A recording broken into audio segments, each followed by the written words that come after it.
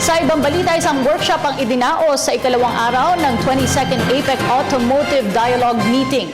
Dito ay hinikayat ang mga nasa small and medium enterprise sa ilalim ng automotive industry na pumasok sa global value chain upang makasabay sa foreign businesses. Si Jade Miguel sa detalye. Isang workshop na naghihikayat sa mga small and medium enterprises o SME sa industriya ng automotive na lumahok value chain ang isinagawa bilang parte ng 22nd APEC Automotive Dialogue Meeting dito sa Dusit Hotel sa Makati. Layo ng naturang workshop ang ibahagi ang mga karanasan ng mga SMEs na naging matagumpay sa automotive industry at sa pakikipagsabayan sa mga foreign businesses lalo na sa pagpasok ng mga produkto at serbisyo galing sa ibang bansa dahil sa ASEAN integration. Ayon sa pinuno ng naturang Automotive Dialogue Meeting na si Corazon Halili Dichosa, ang pagsali na ito ng SME sa global value chain ay makapagbibigay sa kanila ng lugar kung saan maaari silang mag-specialize.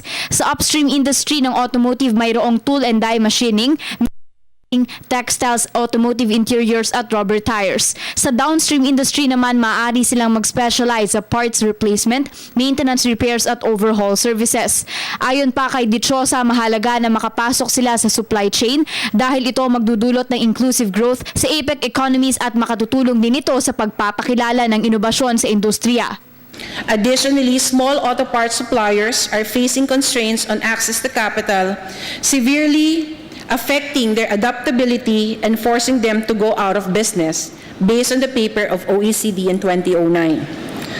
Due to over 10,000 components needed to form 8,000 parts and subsystems of a car, the automotive GVC is among the most complicated chains, and each lead firm structures the chain differently based on its market strategy. This brings us to the importance of SME auto parts manufacturers and the key role that they play in the industry. Base sa isang pag-aaral ng Organization for Economic Cooperation and Development o OECD noong 2009, madalas naiiwan ng SME sa fragmentation ng production processes at sa cross-border trade dahil madalas ito lamang ay nangyayari sa network ng transnational corporations. Dagdag oportunidad lamang ang nabubuksan para sa mga SMEs dahil sa kanilang kakulangan sa kapasidad at sa competitive edge.